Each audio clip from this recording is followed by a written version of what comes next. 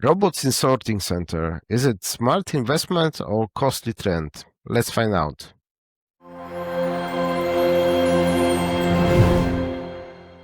Hello, my name is Greg Urban. I'm a host of Last Mile Experts Technology Podcast. Let me introduce myself. I have been recognized as one of the opinion leaders in supply chain logistics in MENA region, and I've led transformation project for operators and networks across 5 continents. Today with me is Christian. Christian, please introduce yourself. Hi, Greg. My name is Christian Oestergaard.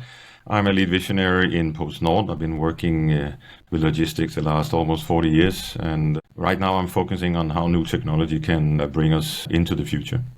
Robots in sorting center. Christian, I see the robots in different industry fairs for several years, a lot of solutions, but when I go to my clients to sorting centers, I don't see any, not any, but very, very rare implementation of robots in sorting center. Is it about efficiency of robots? Maybe still people are better. What do you think? Why this adoption is so low? Or maybe I'm wrong. No, I completely concur with you. I see way too few. And we are, in sorting sense, we are lacking behind what you see in TPL industries and others. Reason why? Good question. We know that the robots will function. We have seen that. We have tested that.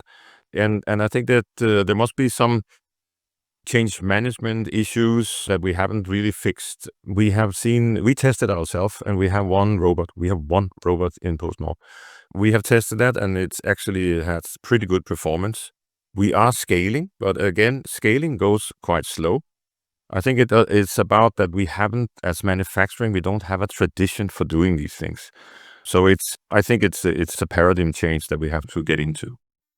I have another theory about it because what I saw with my clients, I saw that even if I bought the robotic sortation system and the system setup is quite good and quite efficient, the problem is with the whole sorting center processes. These robots create a lot of bottlenecks around them, like feeding, like pre-sorting, processes which didn't exist, and that the whole system is less effective than it was before.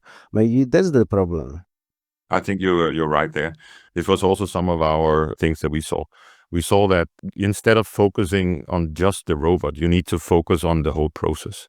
Because if you have a robot that can, let's say, handle 2,000 items, you need to make sure that you're feeding it 2,000 items constantly. Otherwise, that the process will stop, and you will have a bottleneck that is stopped somewhere before that. So you need to have this holistic view on it. It's not just to focus on the robot. You have to focus on the whole process. And we saw this also. But another thing we also saw was that we tested this robot and implemented it in an evening shift. But the night shift could have used the same technology, but they didn't do it because it was much easier just to do what you always have done. And the implementation phase demanded that you have to use this new technology, which is also something that demands a lot of project management and a lot of attention around it, and you can't let it go because it's a new thing, it's a new way. We are an industry where we are measured every day. You know that more than anybody, Craig. And that means that changes is a challenging. So what we are as comfort people. We do what we did yesterday and we do it again tomorrow. And these are completely new changes for us to put in robots into a process. So it will demand a lot of attention and also a lot of skill set in order how to implement. And that's why I think that the best thing we can do is actually to start to implement, to get that knowledge, because our competitors, some of them, the larger one, they do it quite successfully and are pretty good at implementing these things in our normal processes. So it's a huge challenge for us cumbersome. Yeah, we all heard about the robotic automatic fulfillment centers, Amazon or other providers, but it's a little bit different. I still think that fulfillment is a different business than sorting. Sorting is more simple, but should be much more efficient in each repeatable in each action. Another example which I saw related to some kind of automation and robots that large postal operator had the containers, the old type containers. They are very proud of it, but they bought a robotic unloading system And final effect with this robotic unloading system is that a lot of people should be around it with sticks to take the parcel from the cages, old time type cages. So again, it's about the whole process. It's not only like I buy robotic arm and I buy unloading system, or I will buy the robot which moving around, and yeah, that's it. That it will increase my efficiency, decrease number of people. It doesn't work like that. Probably the planning is the key here. Yeah, and I think one thing that because you point at some of the right direction, you have to really make a good understanding on where you want to put this robot.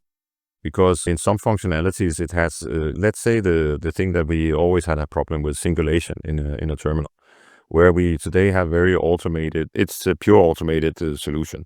They never worked into the intentions. That's my experience. And also I talked to a lot of my friends in the industry. But robots can actually do singulation much easier. And it's a question about where do you want to focus? You want to focus in doing the most difficult things, or do you find places where it fits? You could have 2, 3 robots standing next to each other and picking up the parcels.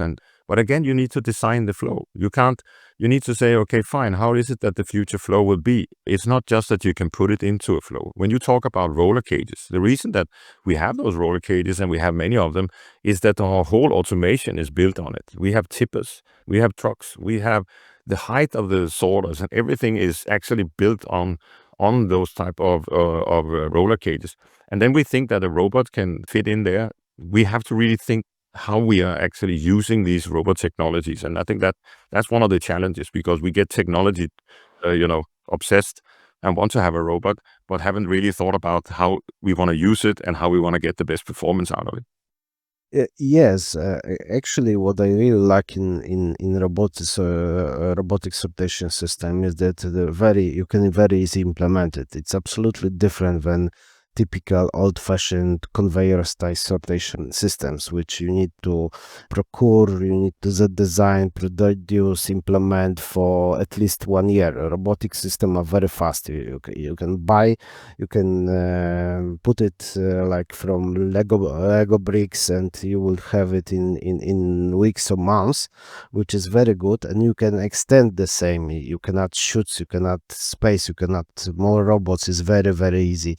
It's much more convenient than classic systems. So this is the way to handle some problem, especially with capacity. I think you're absolutely right. And I know that when I was walking around on the floor on Automatica here in Munich this year, we were quite impressed about some of the implementation times and how the flexibility is actually increasing quite a lot. We've seen vendors who can put up a robot solution in 2 hours. The amount of compute today that we can work with AI, it's actually it was quite staggering. And one thing that I also see is that the payment models for robots have become quite flexible and quite interesting. Many of the robots that you saw when you walked around there, they had, I think that one of them I was quite impressed about. They said, you can rent this one for 29 euro a day. And so it can't be the cost that is blocking you from trying this. And I think it's because we don't have the people. I think we're a little bit scared about it. We know everything about automation because we've been working with automation for the last 30, 40 years. But the robot is a new thing for us. And there is a threshold there we need to step over and accept, I think. Yeah. So the conclusion is that first, when you think about robots, don't start thinking about robots, start thinking about processes and whole system and change management, and then you can see where robots will fit. I agree. But I also think that we need to invest.